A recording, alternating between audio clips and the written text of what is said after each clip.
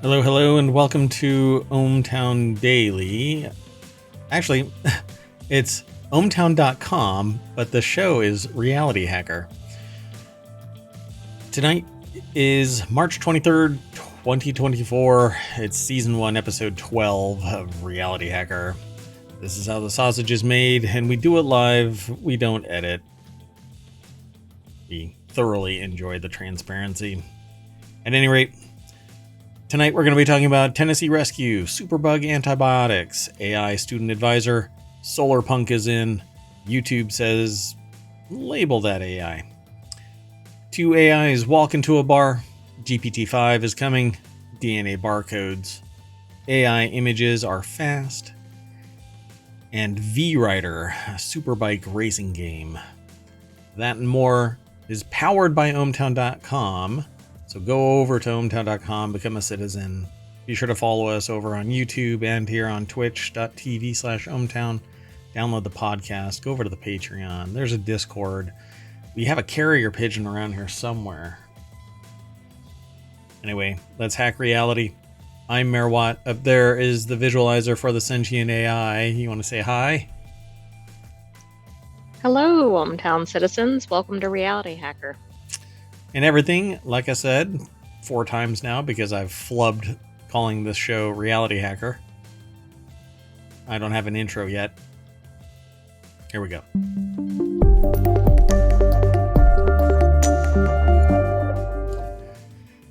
Yeah, so we have 10 articles all set up.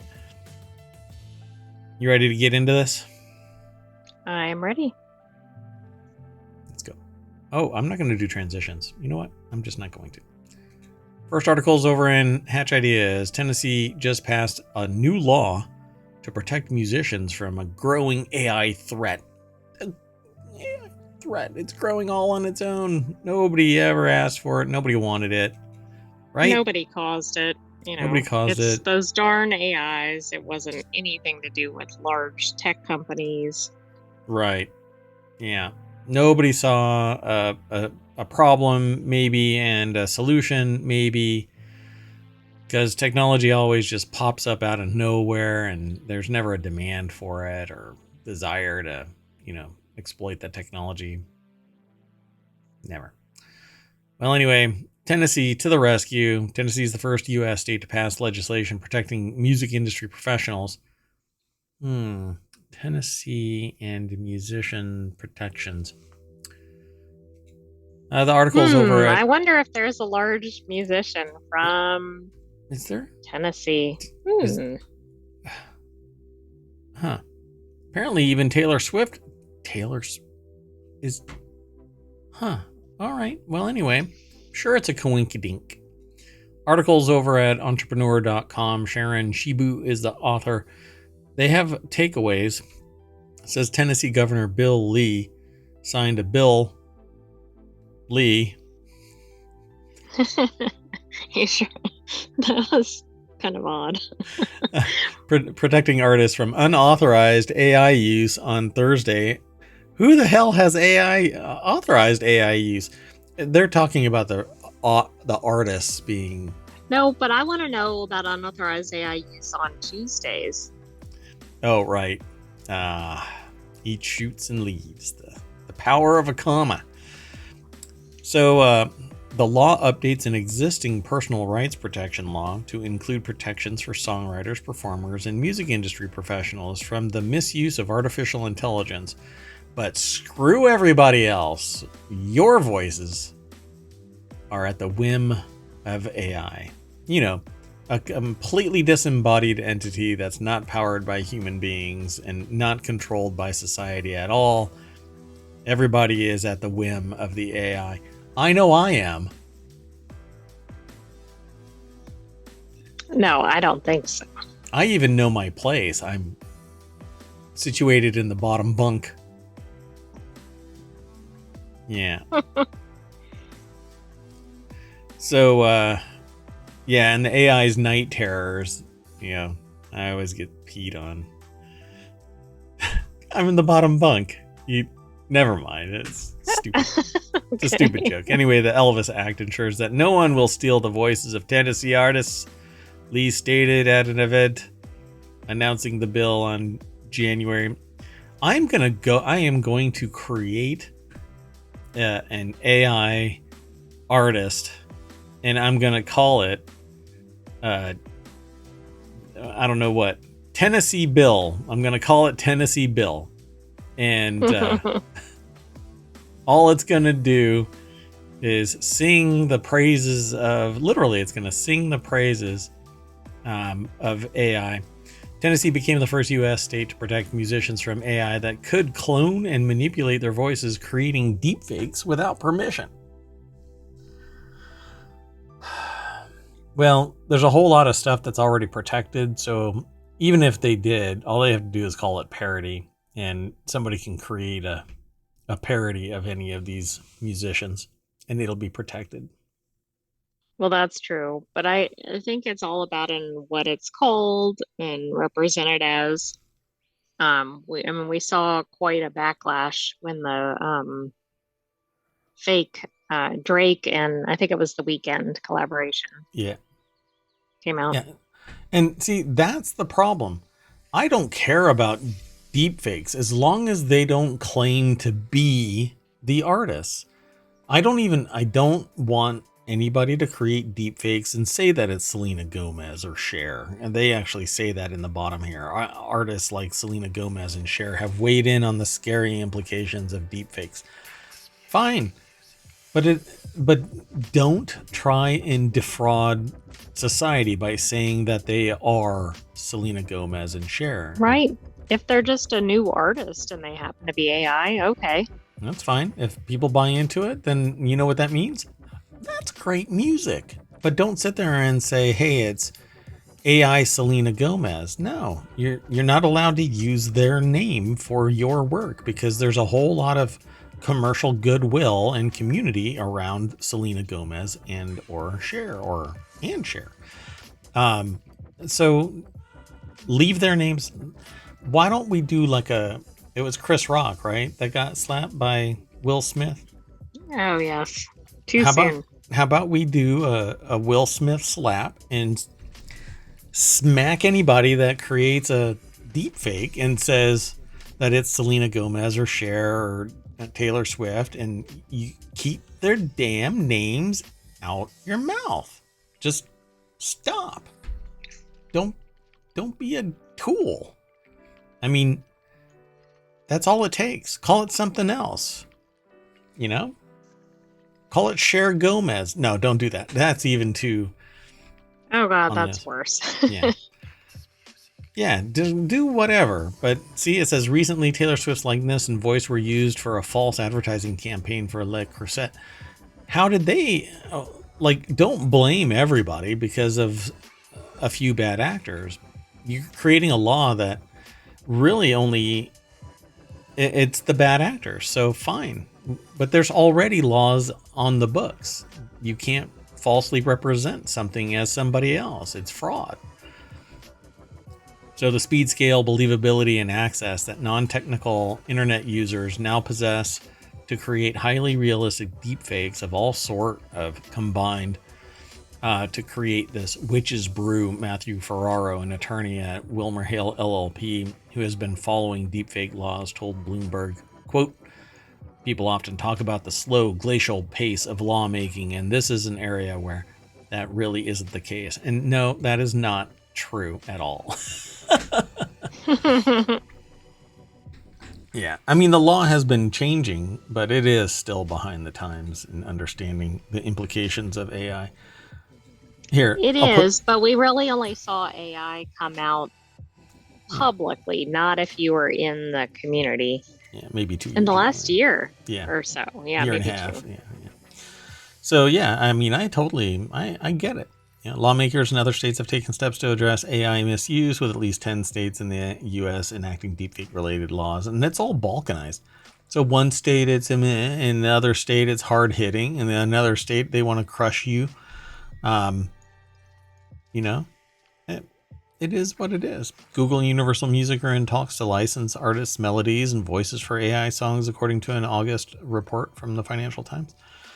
And Financial Times is using AI to create a expert system that parses their own data set so that it can contextualize and summarize information in bulk.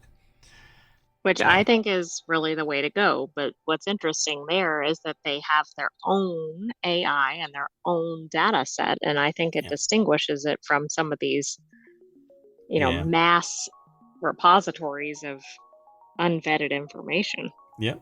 And then you get garbage in, garbage out. That's why I say that the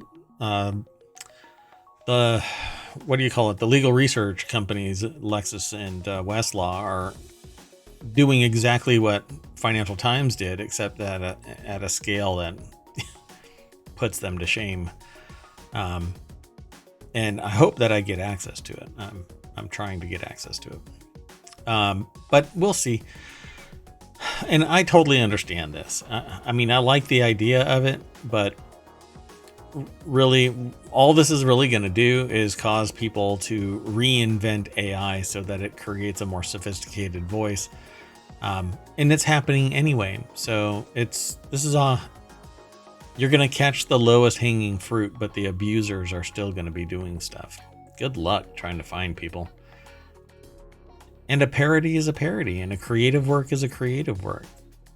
Calling it those people's names, that is the problem. Saying that it is them, not just, an AI spoof or an AI whatever. Yeah. And definitely don't use it for commercial purposes. If you're trying to make money off it, La Crusette, you're asking for trouble. Ta-da. Well, exactly. And that's pretty spectacular that such a major brand. Yeah. Right? I mean, I'm sure they went to an advertising firm and they went through a bunch of layers, but if they can't get it together. Yeah. Cher apparently told AAP, I'm telling you, if you work forever to become somebody, and I'm not talking about somebody in the famous money part, but an artist, and then someone just takes it from you, it seems like it should be illegal. There's contextual data missing from this, but okay. I assume that they're referring to like wholesale, massive scale, taking all of the songs and then ripping them as a AI training thing, and then creating something in Taylor Swift's likeness or Cher's likeness, like this. Using Taylor Swift's likeness and voice for a false advertising campaign. Yeah, they deserve to have the book thrown at them. Let's keep going though. The next article is over in the Mobile channel. We aggregate information into 50 different categories, which are referred to as channels at ohmtown.com. And some of the show, even though it's RealityHacker, it has relevance to RealityHacker, even though it's in Mobile. So sometimes you'll find that kind of stuff in the show notes, but you can actually go to ohmtown.com, and then under Creative and Maker is a category, a channel called RealityHacker, and you'll only find certain things cataloged there. Well, researchers invent artificial intelligence model to design new superbug fighting antibiotics. The researchers at McMaster University and Stanford University have invented a new generative artificial intelligence model that can design billions of new antibiotic molecules that are inexpensive and easy to build in the laboratory. And I'm sure that somebody will find a way to create a new bad bat. Well, not just that, but they're going to parlay that into expensive and difficult to access. But the article's over at phys.org. McMaster University put this article together. And here's Jonathan Stokes leaning on a piece of equipment and saying in spirit, I'm going to make so much money.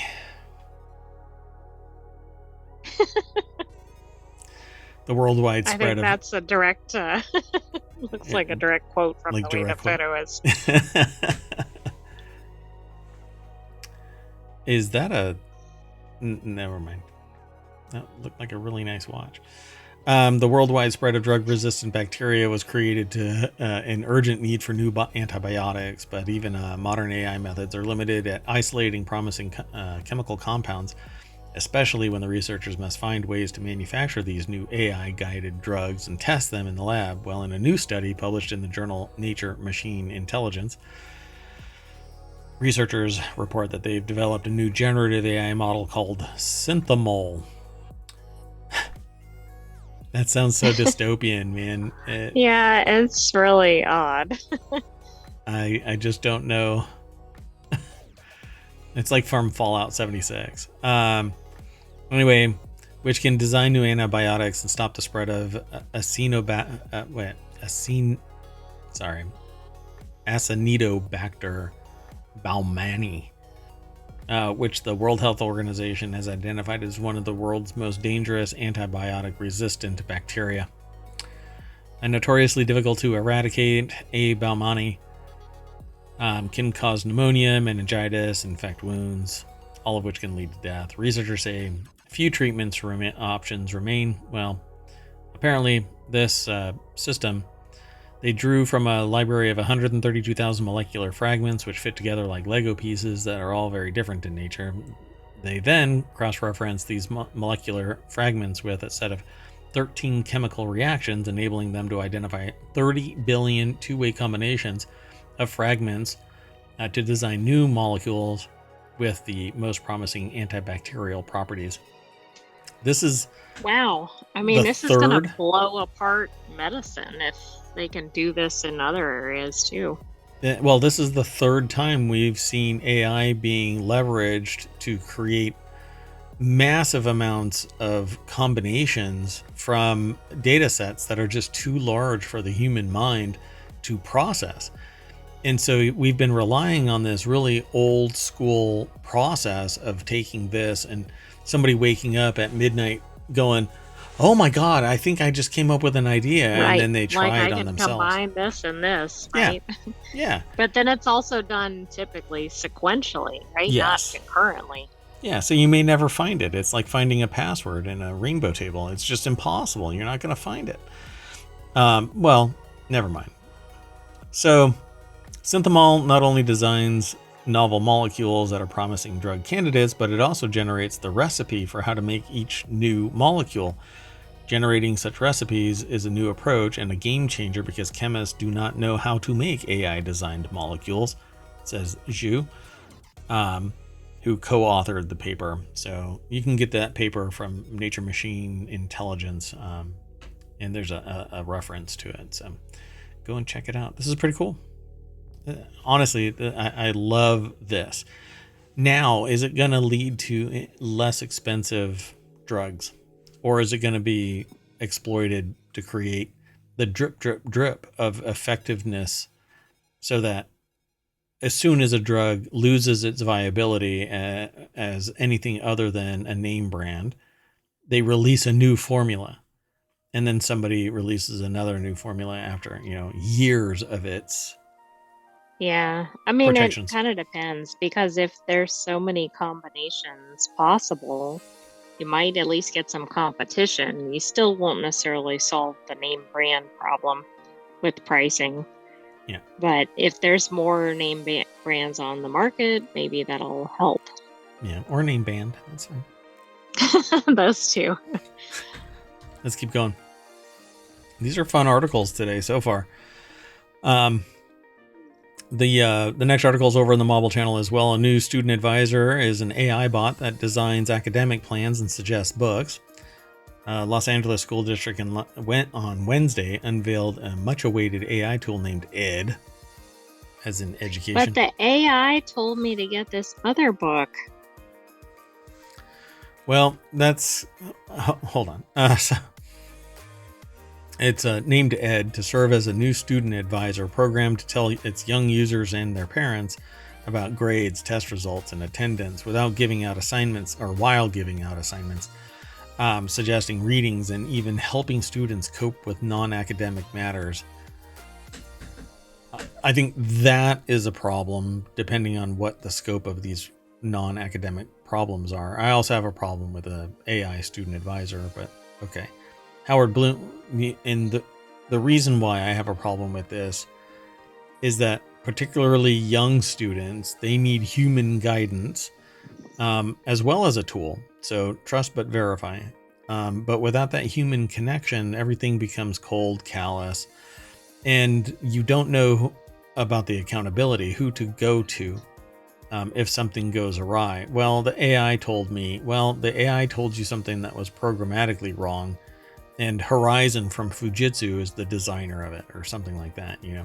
And to catch that, you have to go and look. Oh, too soon. Yeah, look up Horizon, which was a complicated computer program system that had a fundamental flaw, and 800 people were charged with crimes they didn't commit over 14 years or so. Anyway, Howard Bloom, Los Angeles Times, put this article together. And it says, with Ed's introduction, LA School Superintendent Alberto M. Carvalho, why does the name sound familiar? Sought to establish the nation's second largest school system as a hub for innovation. This is a technology that becomes a personal assistant to students, Carvalho said at a demonstration at Roybal Learning Center. It's actually leaning to one side center. They have it a must typo. be in Pisa. Yeah. It's in Little Italy in LA, west of downtown. It sorry, for those who are only listening to this via the podcast, Roybal, it's Roybal, and then they have a typo. Instead of Learning Center, it's Leaning, which is ironic for an academic focused I article. agree.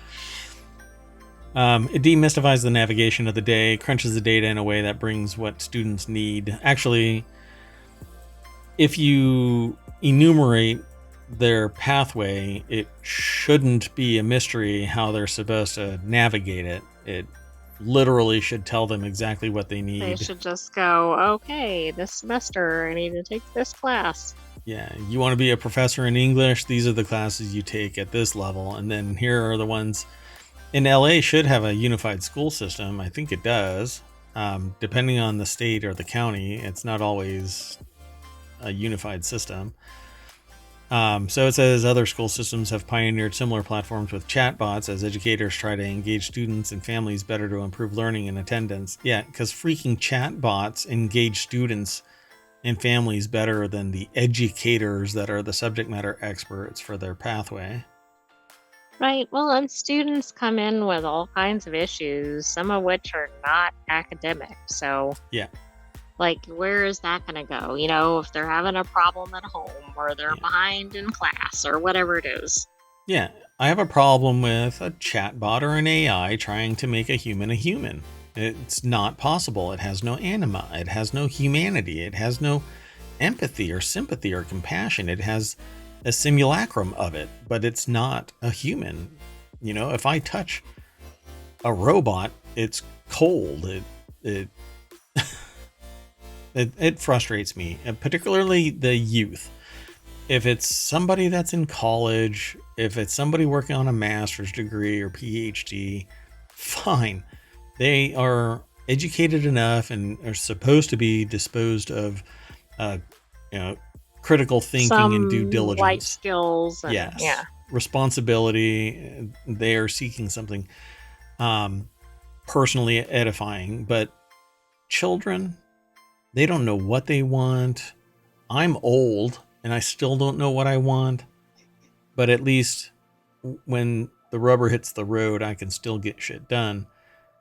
Well, and you know where to go if you need some issue resolved. Right, exactly. So it's frustrating to witness this, but what this ends up doing is the people that are educators are going to be told, sorry, your pay raise isn't going to come in because we're spending it on a goddamn chatbot. Or because you're no longer doing all these gazillion duties, right? Correct. Yeah. Like the Nimrod that spouted, hey, if you're not going to be coming into the office, then we can give you a pay cut. Oh my gosh, yes. Yeah, That's no, you're an idiot. Oh, Oh, and there's more to that. Oh, okay. Anyway, Ben Cheetah, senior education advisor to Governor Gavin Newsom, sees a prime example of innovation. We can wait for 10 years and then have it happen to us and have tech companies decide the logic of how AI applies to education and then have to untangle that like we did with social media. Or we could take control of our fate and futures and say, look, how do we harness this technology in our way? So you want to know what's really hilarious about this? They're going to What's be that? asking industry because they can't do it. Yeah, which we all know tech companies, industry definitely have every person's best interests Sure. in play. Yeah, the person literally says, "Oh, we're going to take hold of it and take control of our fate and futures and say, look, how do we harness this technology in our way?" Except that Well, so let's be sure to ask those who profit from it. that's exactly what they're going to have to do anyway, because they're not a Right. disembodied entity. They're powered by the corporations around them. They can't. Well, they don't even have the expertise anyway. Exactly. They don't have the money. They don't have the time. They don't have the resources. They don't have the personnel. Personnel. I'm trying to add a human in there. No, it's not even possible for them to facilitate this. So they literally have something created for them. So who actually created it, right? Much awaited AI tool named Ed. So where did Ed actually come from? Do they say? Yeah, that would be interesting to know which company is behind that. Let's see. Animator Kevin O'Donnell worked on the voice, look, and personality of Ed, who is represented with a son with glasses. All right. I mean, it could be locally developed, but I don't know. Yeah, well, I mean, does it not actually say? It doesn't actually say. They didn't develop this in the computer lab, right? Alan Arkatov, a senior advisor to President Michael Crow at Arizona State University, said the effort could be a game changer in the wake of the pandemic's academic setbacks. No, more people in the academic system paid what they're supposed to be paid so that they don't have constant burnout and churn. That is what is needed for humans to teach humans how to be human. Yeah, I don't know. I don't see where it actually says who created this thing. I don't know. Maybe you can find it if you go for a search.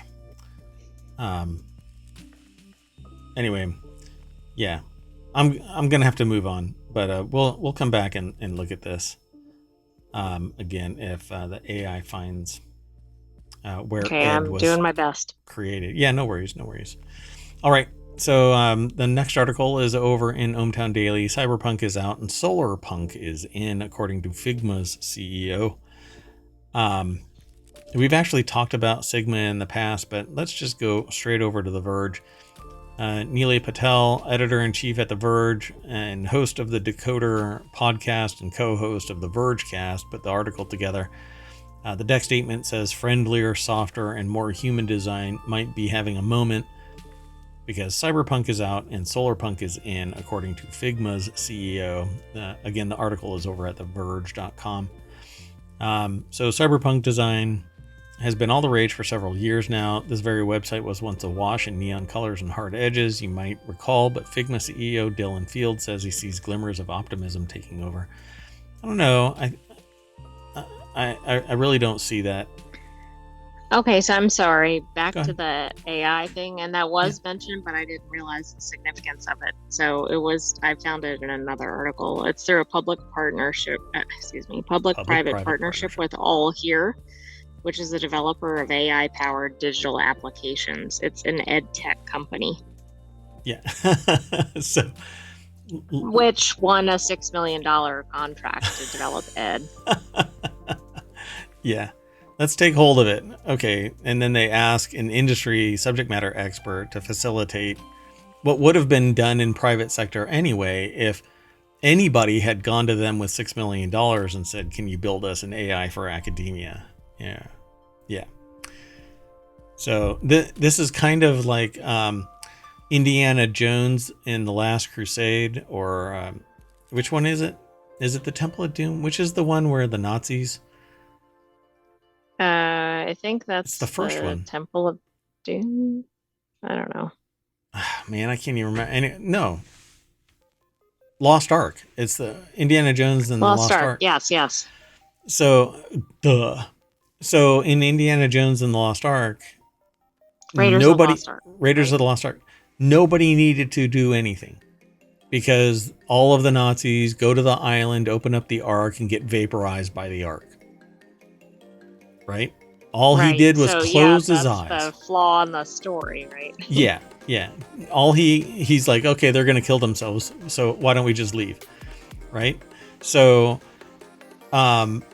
this is the same thing. This app would have been created by industry if not for, simply observing that there's a problem there. All they had to do is go, here's a $6 million grant. Oh, okay, yeah, we can build this. I love it. So back to this Figma CEO Dylan Cyberpunk Solarpunk thing. Quote, I think that we are really futurist, really cyberpunk for a while. The founder of the popular design tool company Figma, which is a company that we talked about in the past. If you do a search on ohmTown for Figma, you'll pull up articles about it. Well, you'll pull up links and little snippets to articles about it. Because ohmTown at its core is a news aggregation site. And it feels like we're going more humanist. It feels like we're going maybe more solarpunk, which is just kind of a kitschy whatever. So they have in this article over at The Verge, cyberpunk being the Cybertruck, which, let me just tell you, nothing from Elon Musk is original. Nothing. The writing for cyberpunk here is straight out of the game, the tabletop role-playing game Cyberpunk and Cyberpunk 2020. It's Oh, wow. Except that instead of it being no. If I recall, I mean, if you do a search for the role-playing game Cyberpunk RPG, you'll find that. Right? It's not just my imagination, right? Cyberpunk RPG? Yeah. Yeah. Here, I'll even pull it up. Oh, yeah, it looks exactly like that to me. Yeah. Yeah. There. See? That's what it looks like, folks. Cyberpunk. It's literally the same thing. Hold on. Yeah, and yeah, I'm just gonna leave it alone. It's fascinating, right? He calls his bot Prime, i.e. Optimus Prime. Right, exactly. Anyway,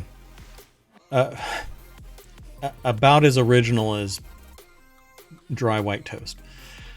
So the argument here at The Verge is that, I should say, from the CEO, is that it's becoming more warm and less cyberpunky.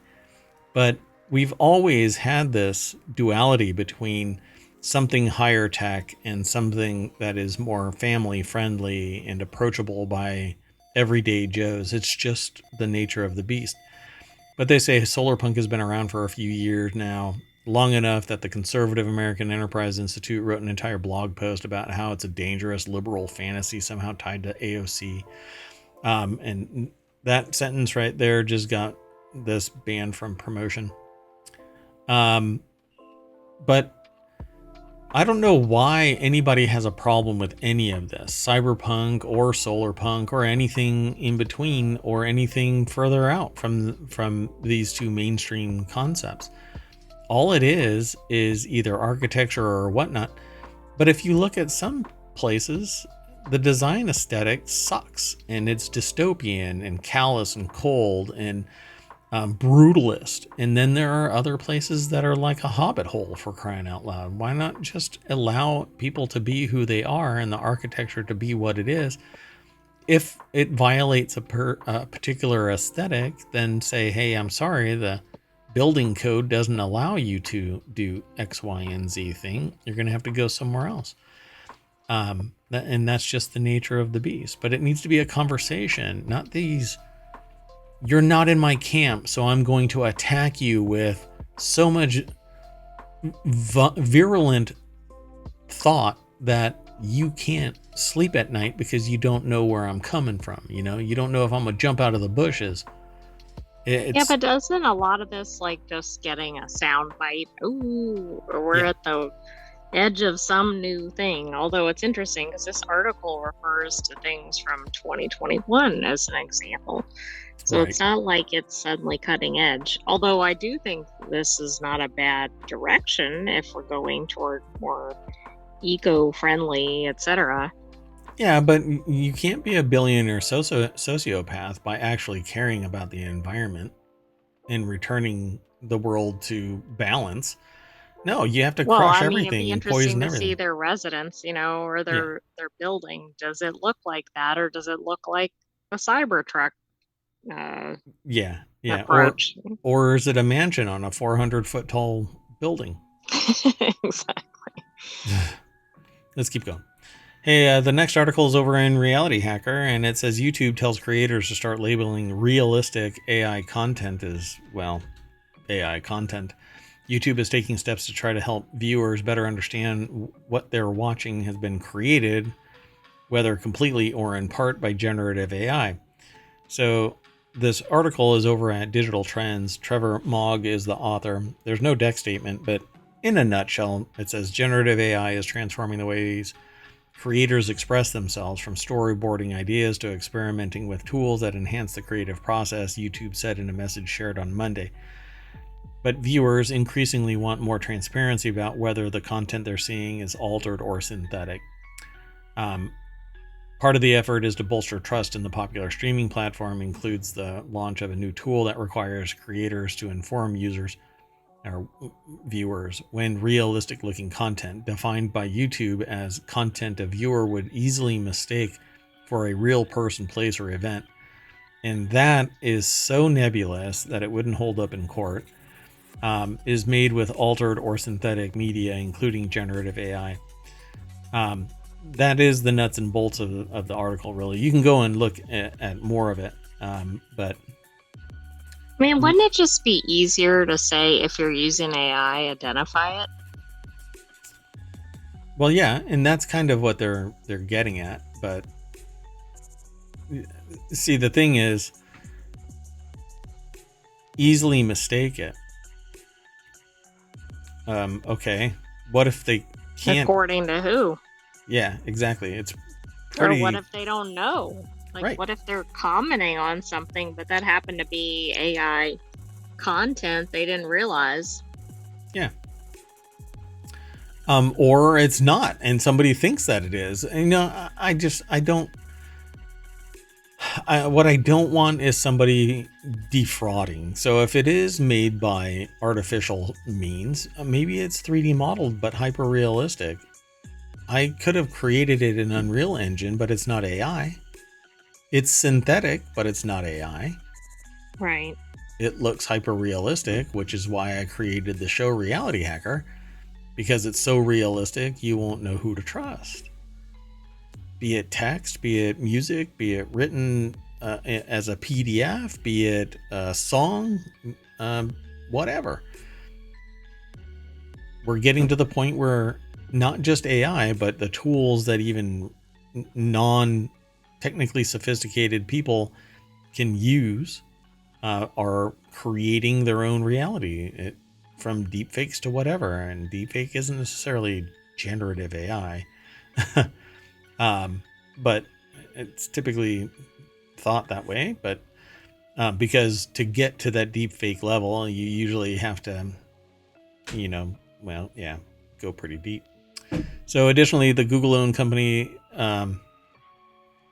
that creators aren't required, it said, So additionally, the company said that creators aren't required to highlight every instance where generative AI has been used in the broader production process. For example, there's no need to disclose when the technology has been used to create scripts, content ideas, or automatic captions. Apparently the new labels are going to roll out. So I'm going to have to flag every one of our shows because you are a sentient AI from the future. Oh, I know. I mean, we don't want any confusion there. Yeah.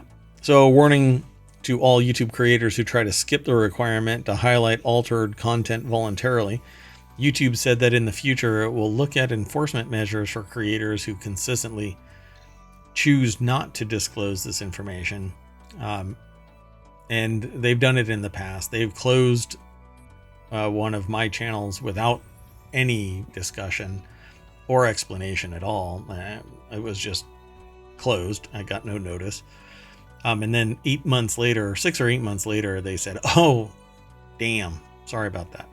Not even sorry. It shouldn't have happened, is what they said.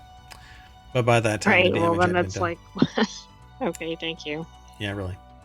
Really? Can you get my 8 months back? Anyway.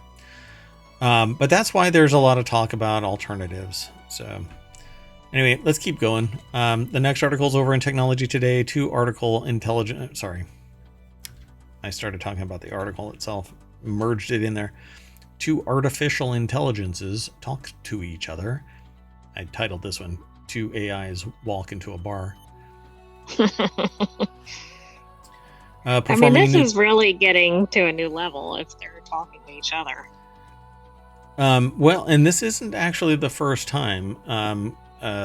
There were 2 artificial intelligences, machine learning technologies that were talking to each other and created an interstitial language that was faster than the one that was generated for their communication by the engineers. And the engineers couldn't decode that language, that middleware. It's quite fascinating to hear about it. But it says here, performing a new task based solely on verbal or written instructions and then describing it to others so that they can reproduce it is a cornerstone of human communication that still resists artificial intelligence. But hey, let's get to artificial intelligences talking to each other. The University of Geneva did this article. It's posted at Tech Explorer. And like always over at Tech Explorer, they have this image where you have to go, huh? Huh? What? Huh? Exactly. It's very technical. Yeah. And so basically, this is a machine learning, artificial intelligence learning system where the channels for communication are enumerated. How is it all going to talk to each other? A team from the University of Geneva has succeeded in modeling an artificial neural network capable of this cognitive prowess. After learning and performing a series of basic tasks, this AI was able to provide a linguistic description of them to a sister AI, which in turn performed them. These promising results, especially for robotics, are published in Nature Neuroscience. So this is a bot that taught another bot how to do a task. Oh my goodness. Yeah. Performing a new task without prior training on the sole basis of verbal or written instructions is a unique human ability. What's more, once we have learned the task, we are able to describe it so that another person can reproduce it. This dual capacity distinguishes us from other species which, to learn a new task, need numerous trials accompanied by positive or negative reinforcement signals without being able to communicate it to their how do you pronounce that?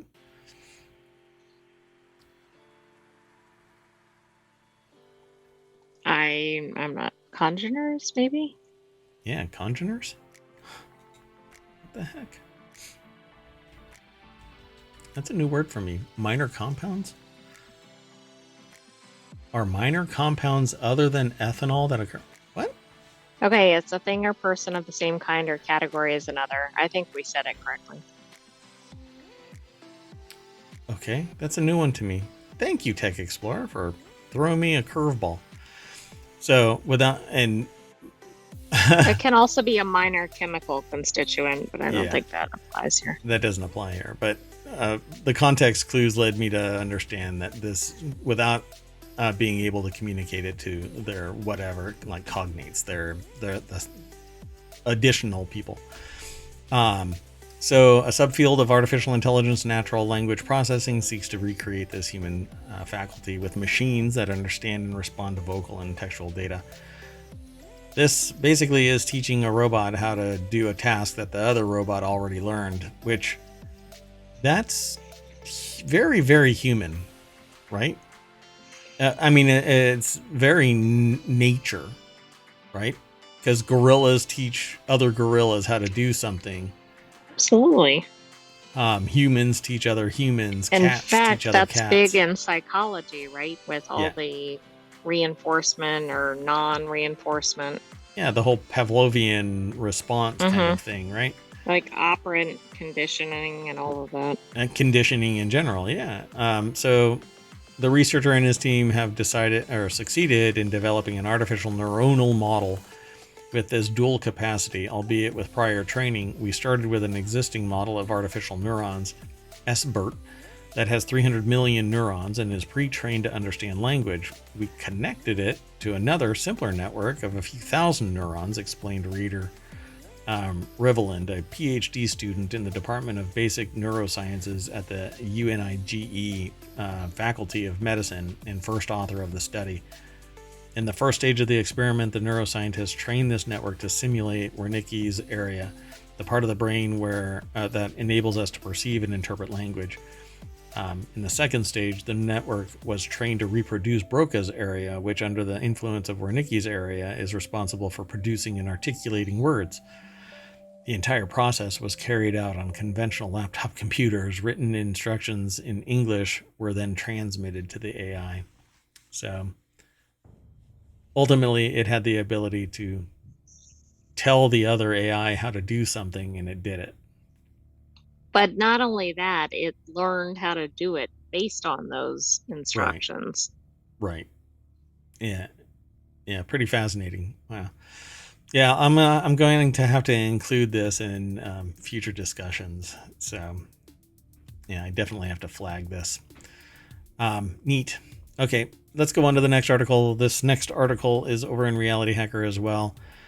New report says GPT-5 is coming this summer and is materially better. We've been hearing about incoming AI evolutions pretty standard, like almost daily now, new stuff coming out.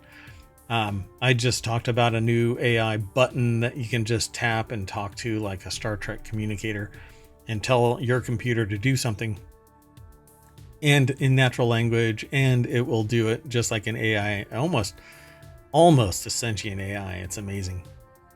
And you can teach it how to do something and it will learn that, similar to what this did, except that it isn't the same level. It knows like color by number. You tell it to do this, it does it. You tell it to do this, it does it. Except that once you've using natural language told it what to do, it can save that data set and you can say, hey, do that thing I told you to do 3 days ago, and it'll go, oh, okay. And it'll do it all again. It's amazing. Absolutely stunning. Anyway, this article is over in RealityHacker. It's called New Report Says GPT-5 is Coming this Summer and is Materially Better.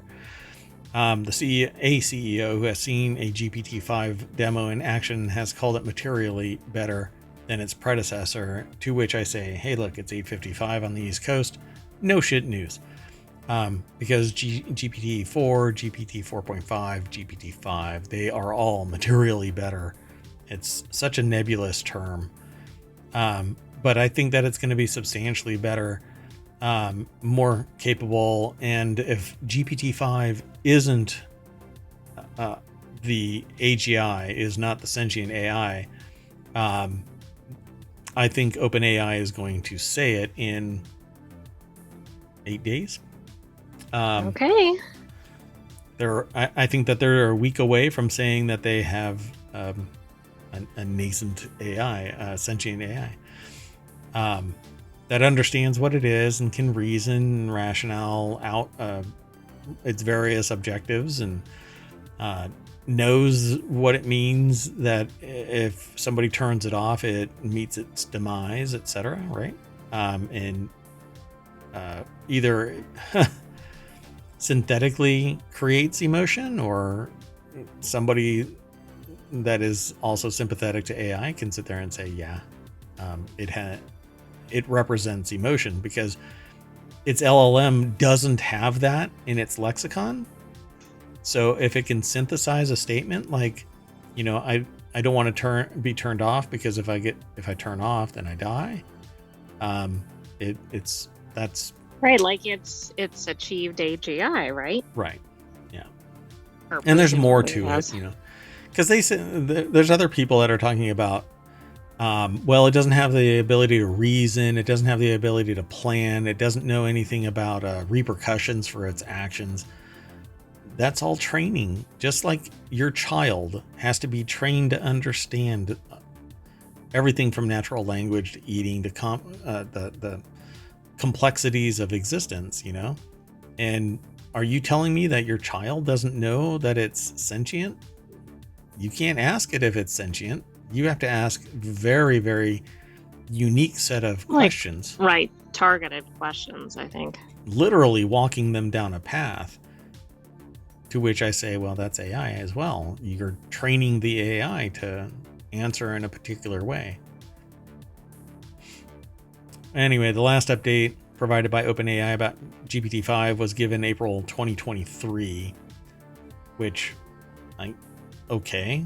At which point it was said that there were no plans for training in the immediate future. Just a month after the release of GPT-4, CEO and co-founder Sam Altman quelled rumors about GPT-5, stating that at the time the rumors were silly. There are also early rumors of incremental GPT 4.5, which persisted through 2023. So they, I'm sure that 5 is there. But here it says in December 2023, observers referred to the hypothetical LLMs as GPT 4.5 and GPT 4.5 Turbo have discovered pricing tiers and information about advanced multimodal capabilities. When asked about the validity of the leak on the website formerly known as Twitter, Altman replied, "Nah." So I'm sure 5 is out there. It's coming. Well, it's got to be. I mean, GPT-4 has been everywhere. Yeah. All we've heard about is like AI, all the developments in AI. We've seen the competitors. And I kind of flubbed this. The article is over at digitaltrends.com, but it's by Fiona Agamoa. So follow the link through ohmTown and check it out. But let's keep hustling through this. We've got 2 more after this, but this next article is over in the Mobile channel, tracking and tracing members of the plant microbiome with DNA barcodes. And we have 2 shows after this, so it's going to be a long night. The research team led by Paul Schultz-Leffert from the Max Planck Institute for Plant Breeding Research in Cologne, Germany, developed a modular toolkit for tracking bacterial strains colonizing plant tissue in competition with other microbiome members. And the study is published in Nature Microbiology. So the article is over at phys.org, and it's Mia von Scheven from the Max Planck Society. Dun, dun, dun. Interesting. This is kind of interesting because I've had conversations regarding this about tracking DNA, particularly for plants themselves, not the microbiomes. So it says the enormous diversity of microorganisms that a healthy plant accommodates as a community in nature is referred to as a plant microbiome. In order to assess the composition of the microbiome, which is invisible to the naked eye, DNA sequence of a universal microbial marker gene consisting of variable and conserved sequence segments is usually determined. So they basically grab a bunch of stuff and track their DNA. To find out what is making up this DNA barcode. I mean, that's very neat because they could make some connections between things, and Yep. I Hey, don't think they've been doing this to date. yeah, I don't know. I don't know. I know that I've never read anything about this. I've read about DNA sequencing of plants so that they can identify what the proper strain is, because some people have, there are people that are really into plants, like really into plants, and they'll share cuttings and they want to verify that the cutting is the legit offspring of the source that they find either attractive or extremely healthy. And it's kind of like what is it with animals where it Oh, yeah, it's almost like purebred. purebred or Yeah. something. So they want to make sure that it's purebred. But in this case, let's say you want to support a particular microbiome because it's healthy for some other subordinate organism, then you would find the plants that construct that microbiome, because now you know exactly based off the DNA barcodes, this plant facilitates this microbiome. It's pretty neat. Kind of like the idea of this. So yeah, that's really what this article's about. Sorry, I don't know. Well, I mean, okay, so are they Sorry. going to translate this to other plant types or other parts of the plant, or like where does it go from here? Well, kind of like what I thought, which is if you want a particular microbiome, you would have X plants in it. So it says the use of DNA barcodes, therefore, not only confirmed previous results, but also revealed new activities of the bacterial genes that could not have been identified using conventional methods. The modular DNA barcoding kit can now be used for microbiome research to investigate the contribution of individual microbial genes in the context of microbial communities, not only in plants, but also in the microbiome studies of animals. So they say they earlier on they talk about how one can hamper the immune response of another, and so like I was saying, if you want to change the microbiome, then you would get certain plants that facilitate it. So the corresponding Pseudomonas genes dampen the host plant's immune responses and thus enhance the bacterium's ability to colonize plant roots, which in turn increases its plant growth promoting activity. The Pseudomonas bacteria labeled with DNA barcodes show the expected differential ability to colonize Arabidopsis roots when germ-free plants were inoculated with individual strains. So you could basically create a custom microbiome that facilitates growth by putting the right plants that promote a given bacteria and construct a superior microbiome. Right. So, like here in ohmTown, we eliminate all of that by having a sterile environment and growing microgreens in hydroponics. So there might actually be bacteria somewhere in there, but there shouldn't be. It should just be pure nutrients and then pure plant. But trying to keep bacteria out, healthy and unhealthy bacteria, out of anything other than a clean room is an impossibility. So, yeah, that's basically what this is. If you want to create a plant that has healthier growth promoting activity, then you get this type of bacteria put in there. But it's got to be chemically, or I should say, it has to be Like, biologically compatible. right. I was thinking like maybe bred into it, but Right. Yeah, it's pretty neat. Okay. The next article is over in Technology Today. AI generates high quality images 30 times faster in a single step. In the current age of artificial intelligence, computers can generate their own art in a way by way of diffusion models, iteratively adding structure to a noisy initial state until a clear image or video emerges. So that's kind of how all generative AI really does it. Rachel Gordon from MIT put the article together. It's posted at Tech Explorer. Diffusion models have suddenly grabbed a seat at everyone's table and are a few words and experience instantaneous dopamine spiking dreamscapes at the intersection of reality and fantasy. Hey, reality hacker.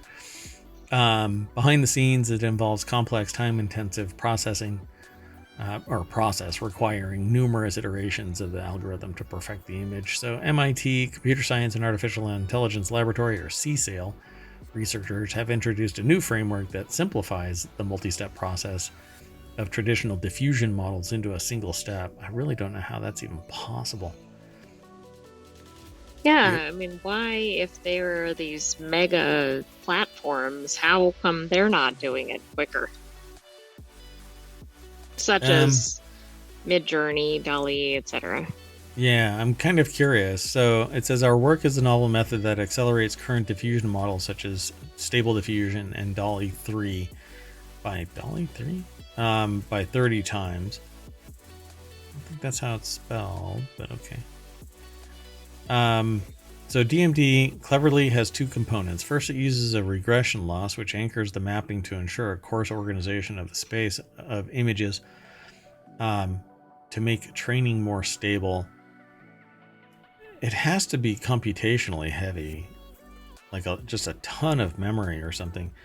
When put to the test against the usual methods, use a wide range of benchmarks, DMD showed consistent performance. On the popular benchmark of generating images based on specific classes on ImageNet, DMD is the first one-step diffusion technique that churns out pictures pretty much on par with those from the original, more complex models.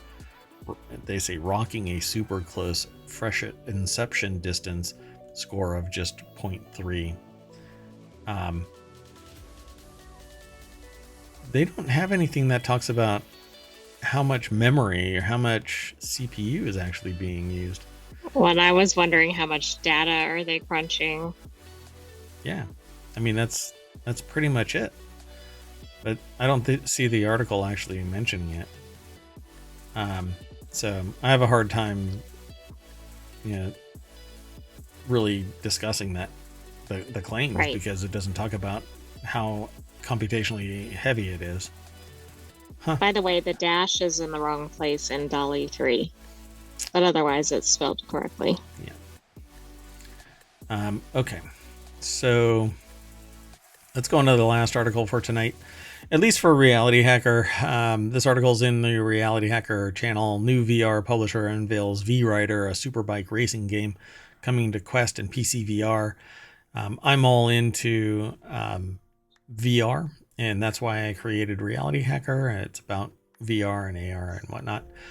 Called vRider, the multiplayer game is set to be an official title of Superbike World Championship, bringing 12 licensed circuits, 23 official riders, and 5 official Superbike models. I'm not going to worry about the models, but anyway, this will be pretty fun to play, and I guess I'll just have to get my virtual Superbike and put that in the studio. There you go. So you'll be able to design everything and do the races. VRAL, or Viral Games, that's pretty VRAL. It's pretty cool. The publisher behind SBK Superbike mobile franchise announced it's publishing its first VR motorcycle racing game coming to Quest and Steam VR headsets. Guess what I'll be playing? Called vRider, the multiplayer game is set to be the official title of Superbike World Championship. Yeah, I've tried to do racing games, but they just really don't. I don't know. I don't necessarily like it. But in VR, it could be pretty interesting. This would be fun, I think, in VR. Yeah. Anyway, slated to launch on the Quest Store later this summer and on Steam in Q4 2024. The game's currently being debuted at GDC 2024, which takes place March 18th to the 23rd in San Francisco. So don't take a flight. Did you see you can sign up for beta testing? In the meantime, you can join the game's Discord and sign up for beta testing, and I'm on my way. I can't get to Discord from here, though, so different machine. Anyway, there you go, folks. That is it for doggone it. That is it for Reality Hacker. We always bring you back to the front page and then click Reality Hacker. We might get something new. I don't know. Yeah, not really. So Reality Hacker is much more focused than the general news aggregation stream. So naturally, it's not going to have as much news, but it's more focused into our particular my interests. So with that in mind, we are done with Reality Hacker for March 23rd, 2024. It is season 1 of the show. I hope you enjoy it. You can actually download it as a podcast now. It's over on YouTube. It's a be here on the Twitch stream for 60 days, and then they drop it like a bad habit. Girlfriend. I'm sorry. Anyway, that's it. I'm Merwat. That is Reality Hacker at ohmtown.com. And up there is the sentient AI. God bless America. I don't know if I've got two more shows in me. I think our reality has been hacked. We will see you shortly. Yep. For a couple more shows. Wanted, and then our premiere of Warcrafters. And then tomorrow, be sure to come back for 4 more shows. That's right. Yeah, I hope I have it in me. See you then. Bye-bye.